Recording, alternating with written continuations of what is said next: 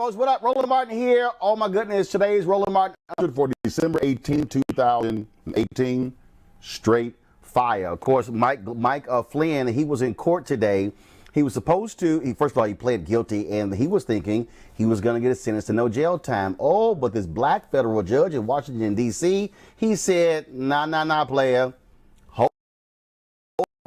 Folks, I got Monique Presley and Yodita Welde breaking it down. What happened in the courtroom today? You don't want to miss our conversation. Also, the NAACP today kicked off their hashtag log off Facebook initiative. I'll talk to you hear from NAACP CEO Derek Johnson. Also, you remember the sister at American University who became a university student body president, and then they attacked her. She's an AKA. They attacked her with hung banana peels and things along those lines. Well, the Lawyers Committee for Civil Rights Under Law, they've gotten a settlement in that case, and the white supremacists is going to have to publicly apologize to her, call out other white supremacists. I'll talk with Christian Clark, who, of course, leads the Lawyers Committee for Civil Rights Under Law. And, yo, what's up with St. Louis? Why y'all scared of black people in power? New DA, Wesley Bell, will get sworn in next month. Now the prosecutors, guess what? They want to join the police union. Tashara Jones, who is city treasurer, she is going to break down for us how racism, how white folks in St. Louis, for some reason, don't want to see black people in charge. Okay, folks, we've got a fabulous show for you today. You don't want to miss it. Special edition. I'm supposed to be off, but too much news is happening. It's time to bring the funk on Roland Martin Unfiltered.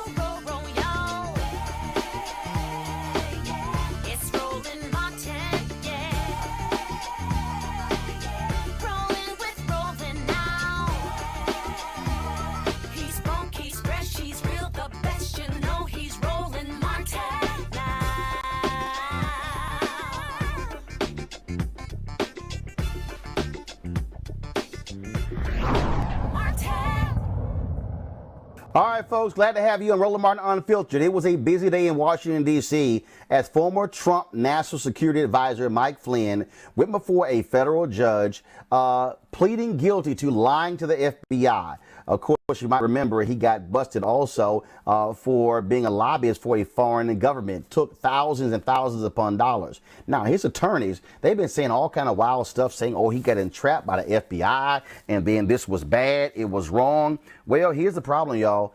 No, that wasn't the case. He goes before this federal judge today, a brother in D.C. He was having none of it. It was a wild day.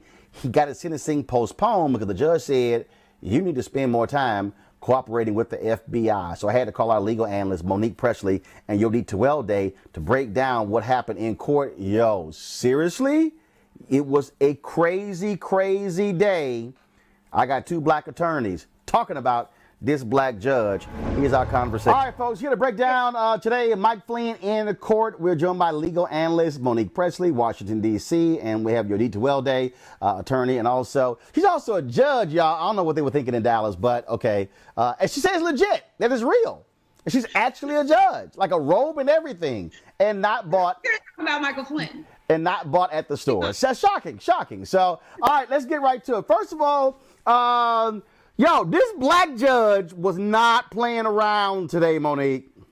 No. And all I can really say is this is one of those moments. It reminds me of that scene in Pretty Woman when Julia Roberts goes back after she had been clowned and she walks into the boutique and she's like, you work on commission, right? Big mistake. Huge. I don't understand what Flynn's lawyers were thinking about when they were in front of the Honorable Emmett G. Sullivan, and they thought that there was going to be some sort of skate, and just because everybody else agreed, when they did that clown memo where they're like, oh, but it really was a conspiracy and blah, blah, blah. Listen, this is the same Judge Sullivan who was over the Ted Stevens trial. This is the same Judge Sullivan who a few months ago turned a plane around in midair. He does not suffer fools. I have appeared in front of Judge Sullivan for 2 years in a hotly contested case. He called 4 members of my office to testify while the case was going on. He doesn't play with the government. He does not play with the Justice Department. He doesn't play with, I'm surprised he didn't try to add the treason count himself. I could see him. I could almost see his hair just kind of standing up on its head. I didn't even have to be in court. I know what happened. So your D, it was a trip watching this whole thing play out, because this was sort of like in track where somebody walk your ass down. Like, you've got this like huge lead, and then somebody like just straight sucks you up and walks you down. He was sitting there going, so why y'all didn't charge him with treason? And then he was like, you were national security advisor. And he was just like, okay, so let's talk about entrapment. Everything that his attorneys were saying, he got entrapped by the FBI. He basically forced him to admit, no, they didn't entrap me. No, I'm not here against my will. He was walking him down step by step, yo, D. Okay, so here's the infuriating part. When you enter into a plea deal, what you're doing is taking accountability. You can't then say it's because of being entrapped, it's because I was intimidated or coerced. When you take a plea deal, a judge is going to ensure that other than the plea bargain, you're pleading guilty because you are in fact guilty. You weren't intimidated, you weren't coerced. Other than what was promised to you in the plea deal, you are pleading today purely because you are saying, I did it. And to say anything else would force a judge to say, well, then you have to withdraw your plea and set it for trial, because what you're saying is, judge, it's because of this, that, and the other. And so you're essentially saying, I'm not guilty. Set it for trial. Number 2, why are people shocked by this judge? 1, I think the judges, or the lawyers, like Monique said, they dropped the ball. When you go before a judge, you should already kind of know what this judge is about. You prepare for what the judge's temperament is. Number 2, the judge has the ultimate say, even if you have a plea bargain. They have the ultimate say. So what you should prepare for is for it to go either way. So I'm not sure why people are shocked. Maybe the things he was saying, cool. He was saying that Michael Flynn was basically a POS because of what he did. That's fact. I'm not surprised that he said it.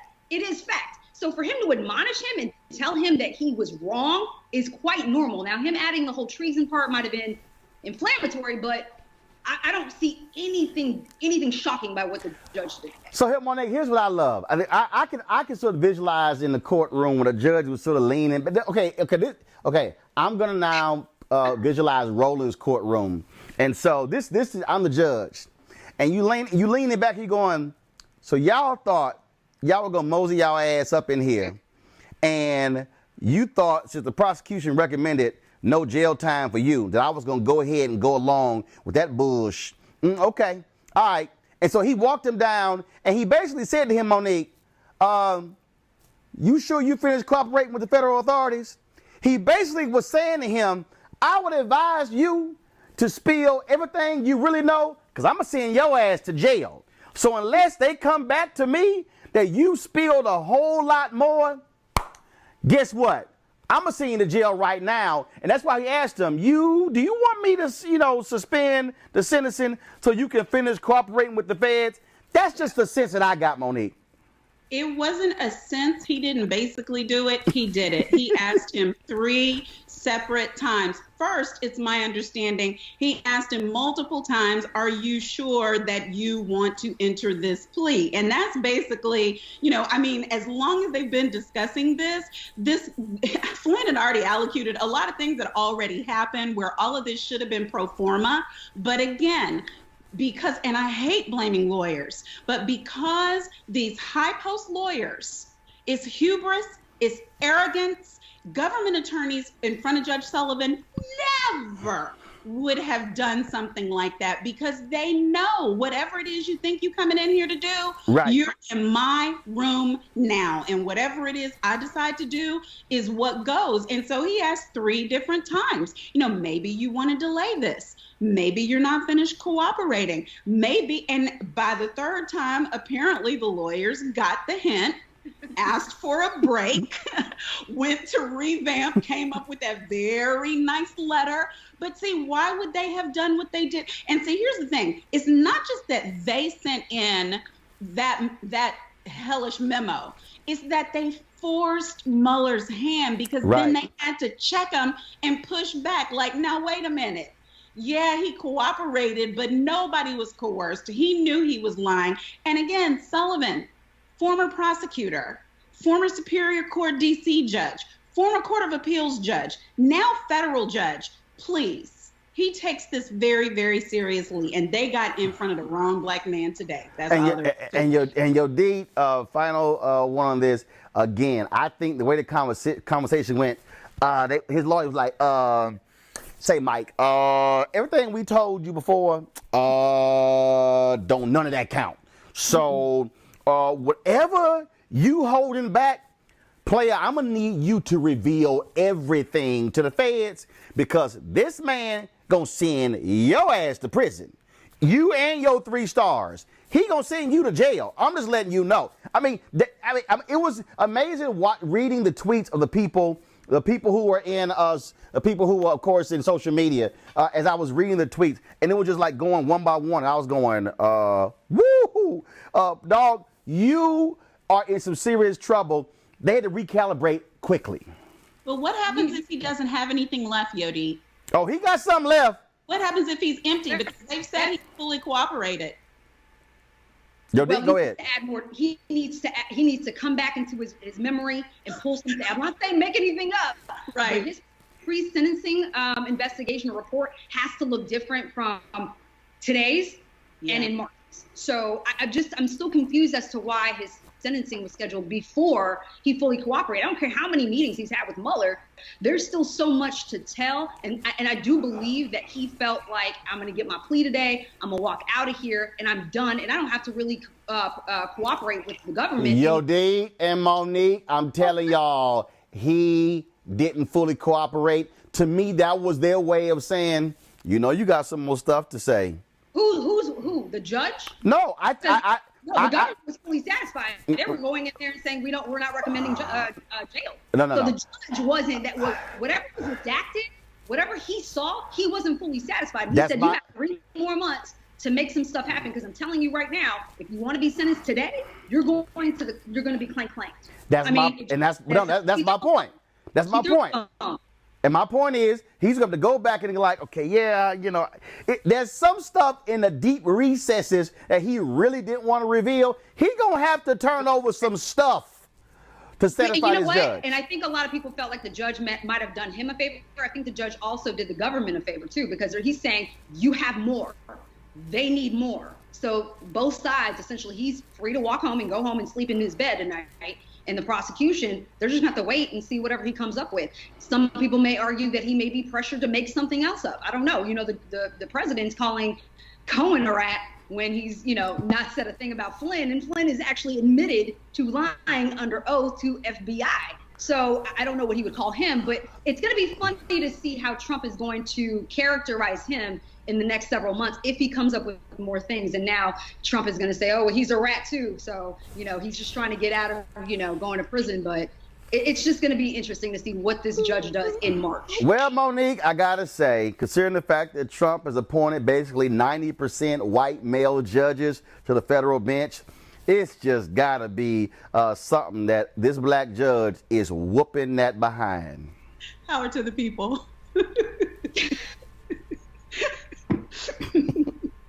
I don't know what to say about it. I've been in front of him a number of times. He is not an unfair judge. He can run hot, and they caught him wrong today. So the one thing they need to do before they come back is pray. Pray that it's not another run hot day. Sometimes he'll go back, he'll think about it, and, it might be better. But he gave them a chance, because it wouldn't have been one of those Cohen things. Today's the day I want my sentence. I don't have anything more to say. I'm not going to fully cooperate. Just give me my time, and I'm going to roll out of here. And then he ended up with 3 years, but at least now he's done.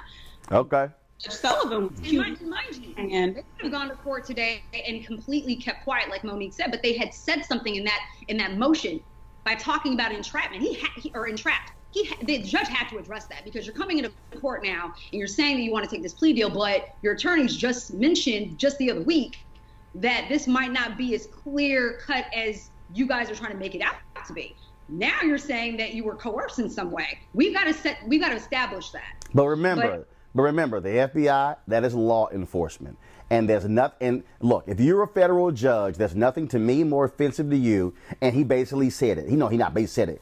Here you were, the national security advisor, lying in the White House, working for a foreign government, 3-star general, and you have the audacity, the unmitigated gall to walk into my courtroom and then have your lawyers talk about how, oh, you were entrapped, you didn't know you were lying, you were in the Dominican Republic on vacation, and all that nonsense on Fox News. The judge is like, no. I'm gonna make you stand right here and come out your mouth that everything your lawyer said up until now was a damn lie. And Flynn had to, yep, okay, not entrapment. I knew I was lying.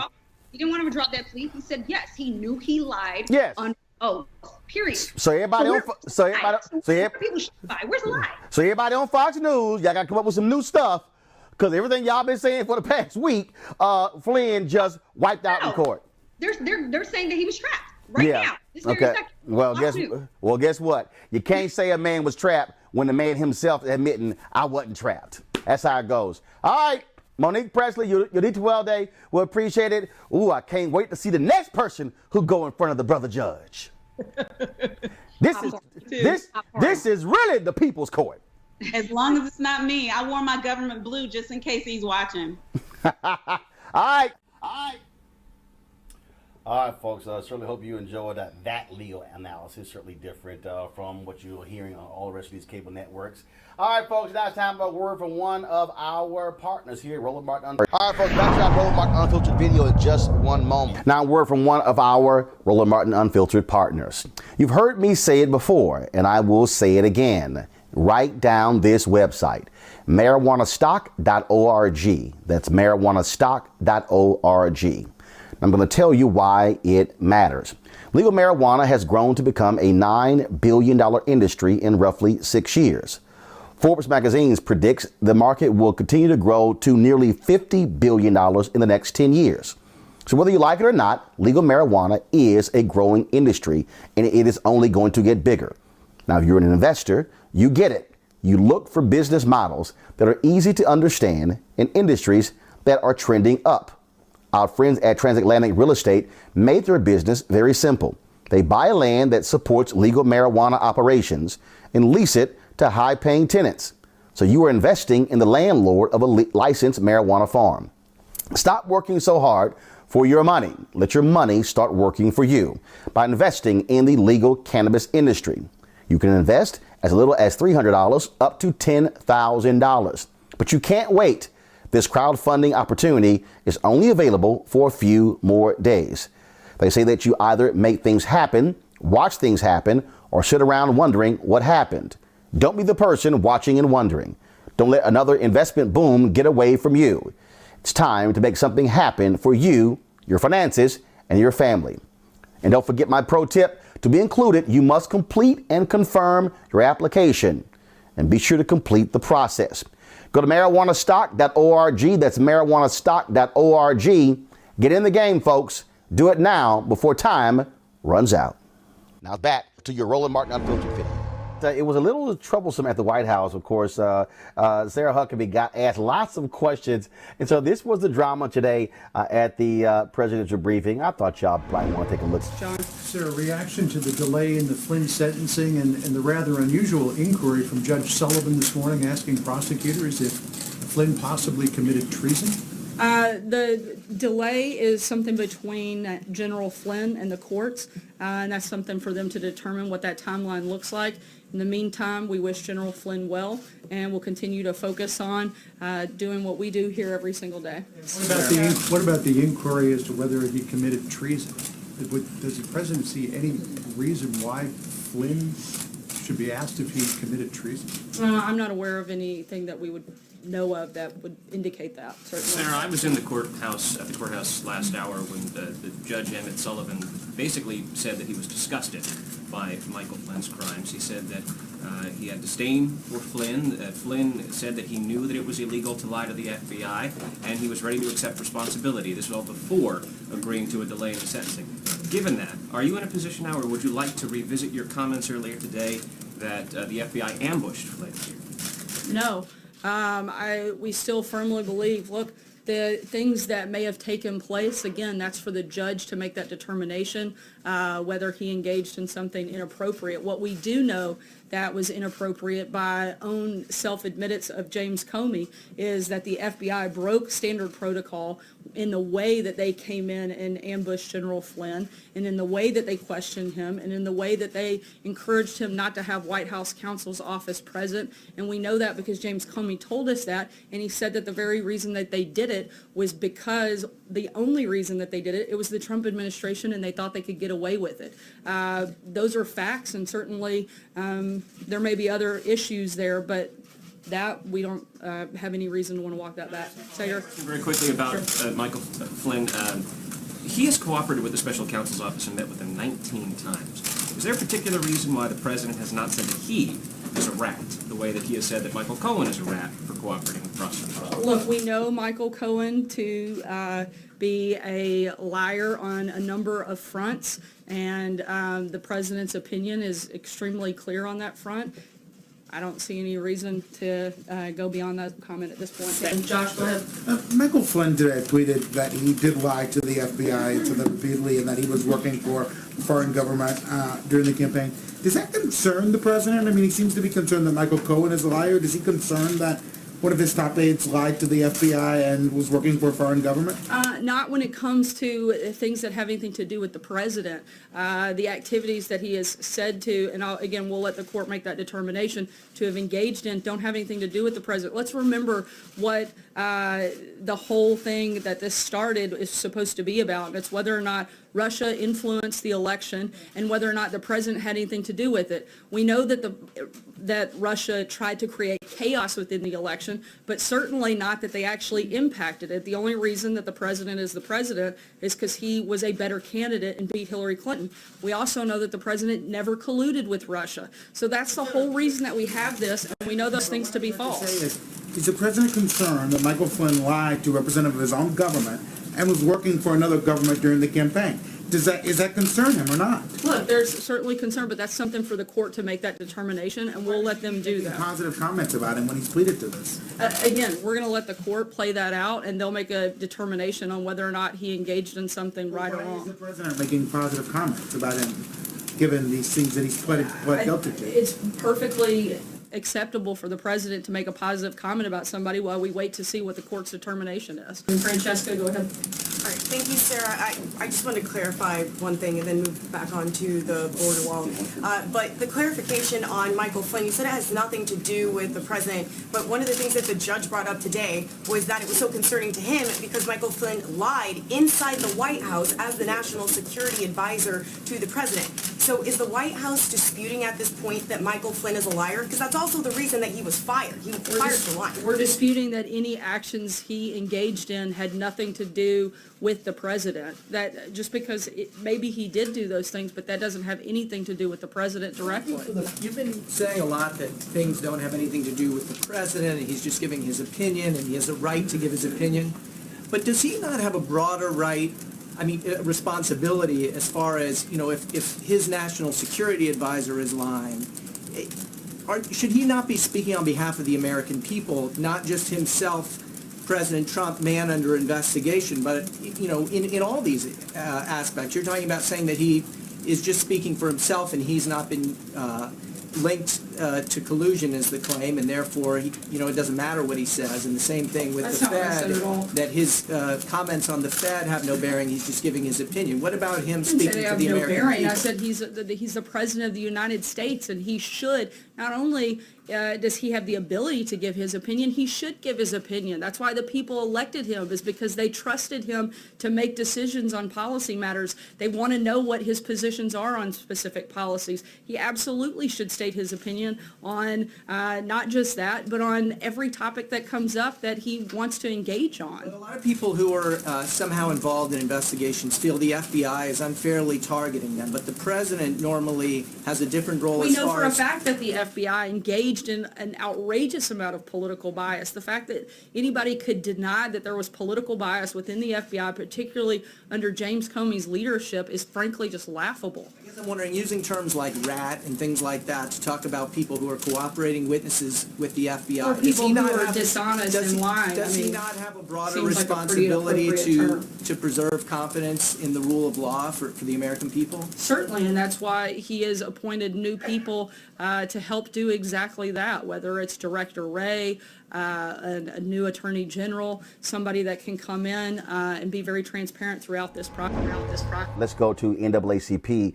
They launched today their hashtag log off Facebook. And this initiative, of course, is in response to Facebook privacy issues and them also attacking Color of Change, another civil rights organization. And Derek Johnson, the CEO of the NAACP, I had a conversation with him where he talked about exactly why they're launching this, asking everyone to log off of Facebook and Instagram. Facebook also at Roland Unfiltered. We're not live streaming or tweeting or posting anything on Facebook or Instagram in alliance, in lockstep with the NAACP. So here's that. All right, so Derek, first off, when did you decide to do the hashtag log off Facebook?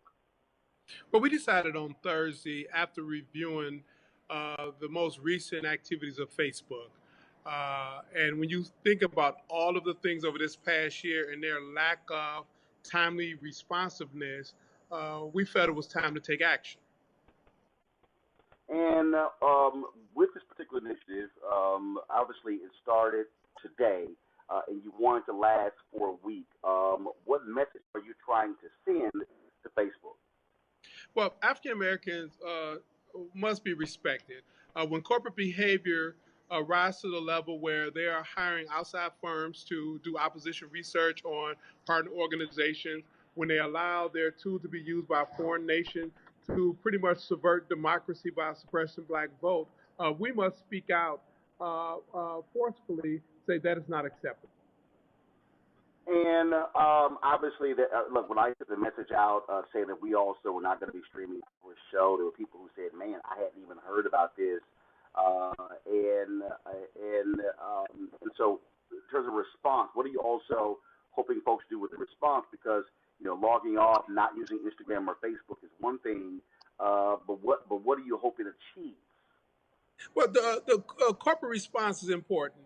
The level of urgency for Facebook to remedy the harm they created in 2016 as a result of the ads that was placed on their system, the fact that they will hire a outside conservative firm to do opposition research, they need to act swiftly to change their corporate culture. In fact, today there was released a civil rights audit report. When I spoke with Facebook, you know, I talked about the importance of that audit report to be raised at a C-suite level. It should be buried 3 levels down in the organization. The recommendations need to be adhered to, and their whole corporate focus as it relates to African American communities and civil rights must change. And when you talk about that particular report, when you and not just that report, but also the impact on the 2016 election, we also now know from the Senate Intelligence Committee report how Russians targeted African Americans utilizing Instagram, utilizing Facebook, and the company's been highly criticized for not doing enough to stop it, even when they knew it was going on. But it's time for Facebook not only to take corrective action, so this action will not continue, but they also must repair the harm that they created. They need to promote more diversity within their C-suite, their board, so you have individuals from the African American community in decision-making positions so these type of bad acts won't repeat itself. They also need to partner with groups around content to ensure they're promoting positive messages around democracy, inclusive electoral politics, and to drive a message that African Americans should fully engage in the civic engagement space. Well, and that content issue is something that's important because, first of all, obviously 2020 election is going to be happening, and this also boils down to voices that African Americans can trust when it comes to delivering news I've talked to them. The fact of the matter is, they funded these various news shows. No, none black media, only a couple of them even have an African American co-host. And so you have these platforms. So to me, what I keep saying is the way you counter fake news is actually emphasizing real, credible news. Now that you don't emphasize it, you sponsor, you underwrite it, you ensure that the platform is available and the voices necessary to deliver critical messages to our communities are properly positioned so they can remedy the harm that was created. Roland, we're looking at Facebook as a platform has a monopoly. And now it's time for that monopoly to be a good corporate citizen with a community that over-index usage on their platform. And because they created a harm, the remedy is to create space and support positive content that promote African Americans to be civically engaged, not only during an election time, but all of the opportunities leading up to the election. And so, last question for you. This hashtag log off Facebook will last for a week. Then what happens after December 25th? Well, part of what we wanted to do is raise the level of this conversation so we can create a new sense of urgency within Facebook to fix the problem. And I think we've done that. Just the announcement of the hashtag log off, you're promoting it, but then the Senate report coming out on the heels of us calling for that has now created a new dialogue and urgency for Facebook to correct the wrongs they've created. All right, Derek Johnson, we appreciate it. Thanks a lot. Thank you. Take care. All right, folks, that was Derek Johnson, NAACP CEO. Another big story. Remember the story of American University student? She was a sister. She was elected student government president, and then she was targeted because of her race with a lawyers committee. They took up her case, and they actually achieved a landmark settlement using a very interesting legal strategy. Earlier today, I talked to Kristen Clark. Of course, she's the CEO, Lawyers Committee for Civil Rights Under Law. And here is our conversation about that legal victory they achieved. All right, so Kristen, so tell us about this settlement, this American University case. We all remember when this story happened, but for folks who don't know, just give us the backdrop. So Taylor Dumpson is an amazing young African-American woman. She was elected as the first Black woman president at American University. And the moment after she won that election, the Daily Stormer and a number of white supremacists and neo-Nazis unleashed a horrendous campaign of racist trolling against her. They hung bananas on campus that said, AKA free. Which was a reference to the sorority that she belonged to. They called her gorilla. They used racist language at every turn that made her experience at college a horrendous one. She suffered. She had a hard time concentrating, a hard time eating. She suffered from depression, and this impacted her ability to be a young, thriving student and a student leader on campus. We decided to take Taylor's fight up, and what we did was we used a unique strategy. The Washington, D.C. laws here were very helpful. There's a public accommodations law that says that you've got the right to enjoy equal access to public accommodations in D.C., whether you're talking about restaurants, hotels, or college campuses like American University. And so the settlement that we announced today is a landmark settlement that focuses on one of the perpetrators and requires that he issue a public apology, requires that he undergo rigorous training to purge white supremacy from his system, requires that he carry out 200 hours of community service and more. At the end of the day, we can't just sit back and let this let white supremacy rear its ugly head again in the future. And so the rigorous terms of this settlement will hopefully leave us in a better place and safer place at the end of the day. Taylor is happy with the terms of this settlement, and we hope that it'll be a model for how we can stamp out white supremacy going forward. And when you talk about stamping that out, first of all, we've seen other legal victories against these hate groups in the Southern Poverty Law Center. Of course, historically, they've gone after these groups as well. And first of all, forcing this guy out of the shadows. I mean, he has to show himself and reveal himself. That's right.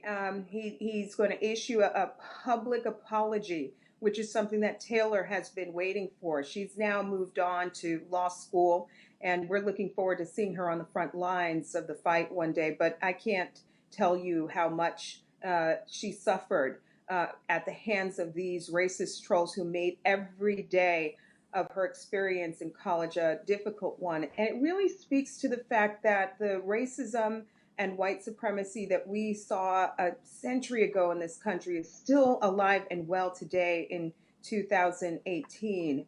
And we hope that the perpetrator here will have a heavy hand in going after his counterparts, helping to expose his counterparts and helping other people who might be ready to leave the white supremacist movement find an exit door. Also, this should be an important signal to people that they should not just take these things lying down. That they should be very aggressive in going after these white nationalists. We are seeing a significant uptick in their activities in the age of Donald Trump, and the goal should be to really use every remedy to go after these organizations, these individuals. That's right, but I do want to underscore that at the end of the day, the targets and the victims are in a real precarious position, and we can't forget that. At the Lawyers Committee for Civil Rights Under Law, we have made the fight against our hate crime crisis a priority, a top priority, and we have a project, Stop Hate, that's anchored by the 844-9 No Hate hotline. But it is hard for people to stand up if they don't have resources or an organization that's willing to stand behind them and have their back. They were insightful in the words that they used. They threatened her. They made her fear for her life. And it's hard to expect everyone in a situation like hers to stand up and have the courage. We were glad that she was able to do so do so here. But we had her back every step of the way, and we're prepared to stand with other victims who are facing hate in our country today. African Americans remain the primary victims of our hate crime crisis in the country, and we're here to stand with them and fight back. All right, Kristen Clark, Lawyers Committee for Civil Rights Under the Law. We surely appreciate it. Thanks a lot. Thanks so much. All right, folks. Glad to have you back. So the other day I was on Twitter and I saw this tweet from Tashara Jones, and she, of course, is the treasurer there in St. Louis. Remember, she ran for mayor. You had all these brothers who were running. None of them had a shot.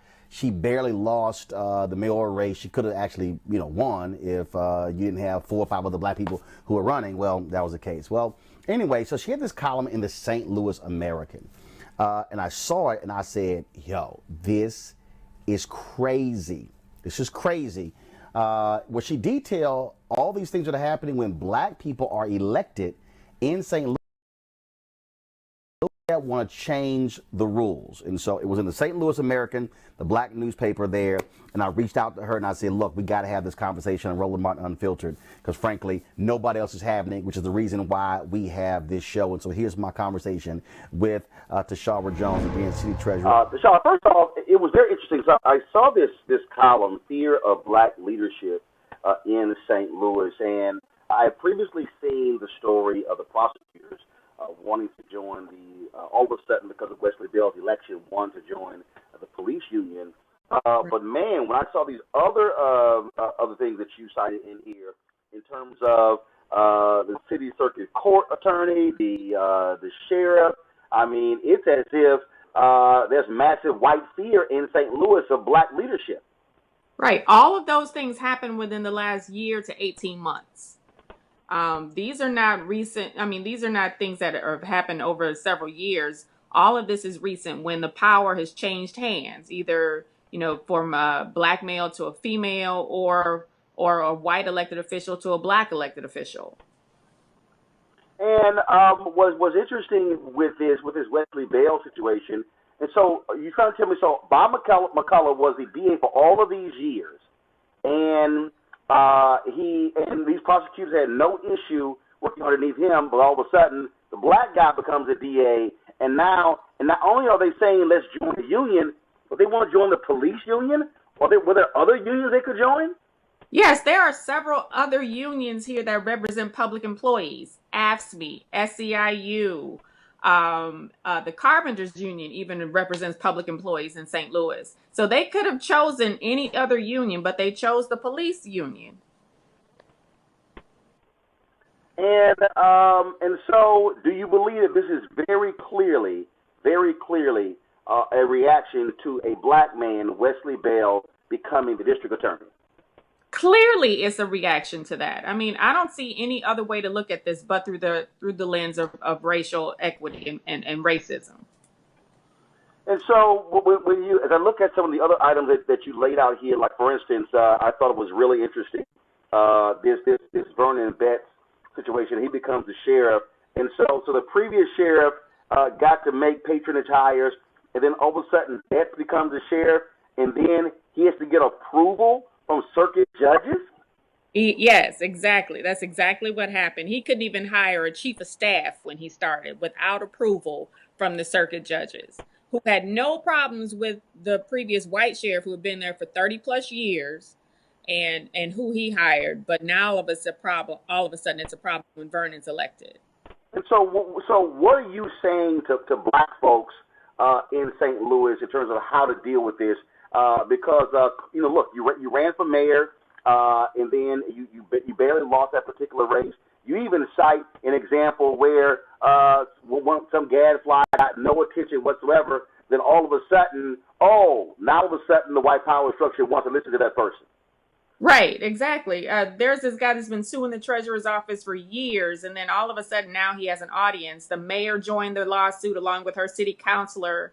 And then they convinced one of the circuit judges to give them a ruling in their favor, trying to strip away power from my office. So, I'm bringing receipts. There's a serious problem going on, not only in St. Louis, but, nationally, when we talk about what's happening in Wisconsin, in Michigan, Georgia. So, there's obviously a fear anytime a black person gains access to higher office. So we've got to band together and we've got to start fighting back.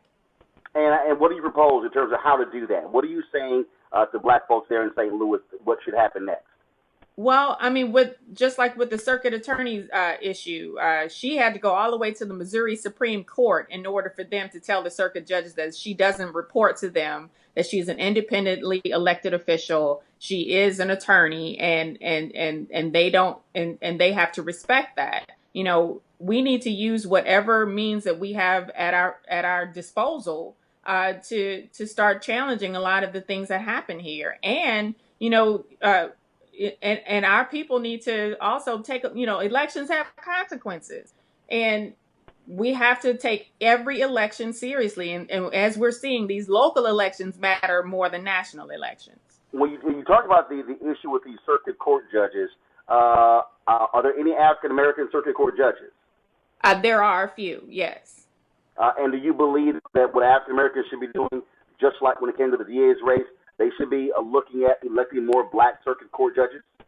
Well, we don't elect circuit court judges in St. Louis. We have a nonpartisan or so-called nonpartisan court plan where they are appointed by the governor. But that's only in St. Louis City, St. Louis County, and Kansas City. Everywhere else in Missouri, they elect their judges. Wow. So that's another issue that we can dive into at another time. So you have judges elected in every other place in Missouri except the two cities where you got the most black people. Exactly.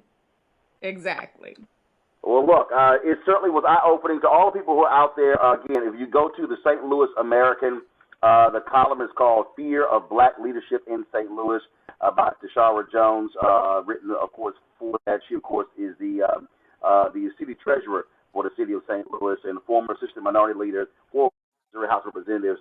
It's certainly an eye-opening piece there. I certainly hope the black folks in St. Louis will begin to exercise their power and also vote in massive numbers. Now, when is the next mayoral election? Next mayoral election is not till 2021, but we have an important race coming up on March 5th, 2019, which is our council president. Okay.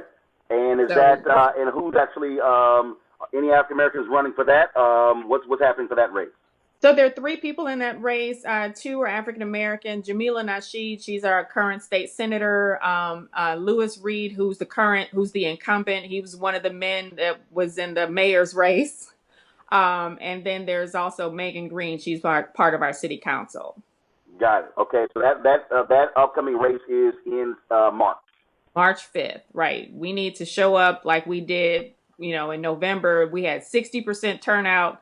We need to have that turnout or better for this election in March.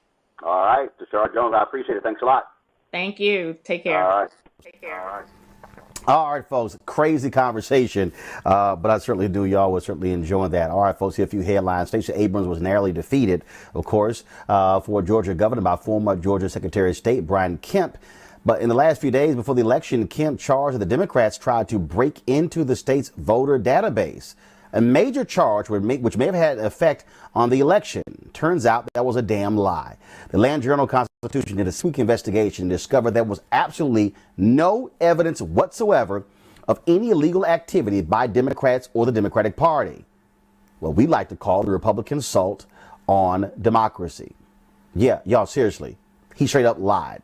He flat out lied. Also, speaking of lying, same thing happened in Florida. Andrew Gillum narrowly lost the governor's race to former Congressman Ron DeSantis. Both DeSantis and Donald Trump were very loud in charging that Andrew Gillum was, as Trump put it, a crook. DeSantis went on and on about it, saying in the FBI investigation into the Tallahassee city government, where Gillum was the mayor, well, guess what? The FBI investigation is over, and Gillum was not involved, implicated, or charged. If that swing the close election, many people say it did. But the bottom line is Andrew Gillum got screwed. And I'm guessing no black people work at the company called Prada. Yeah, folks, they need a huge backlash on social media to know exactly what was offensive and inappropriate to actually do some absolutely ridiculous I don't know what the hell they even call those things, okay? And were they not paying attention to what happened with Megyn Kelly? Yeah, that was pretty stupid as well. And so they've had to apologize as a result of these items they actually pulled that was on sale. But again, it was pretty stupid. Them saying, well, we didn't know this was like a big deal. You didn't know that you selling some items or trinkets that were black people in blackface was not a bad idea. Yeah, Prada, y'all pretty damn stupid. All right, folks, speaking of someone who's not stupid, in entertainment, Channing Dungey, y'all might remember, she, of course, was the first black entertainment president at ABC. Well, she left the company a couple of weeks ago, and guess what? She signed a huge deal with Netflix. She is going to be, of course, VP of original content, looking over the content being produced by folks like Shonda Rhimes and President Obama and Michelle Obama. It was a huge deal when she left ABC, and now she has a bigger deal over at Netflix.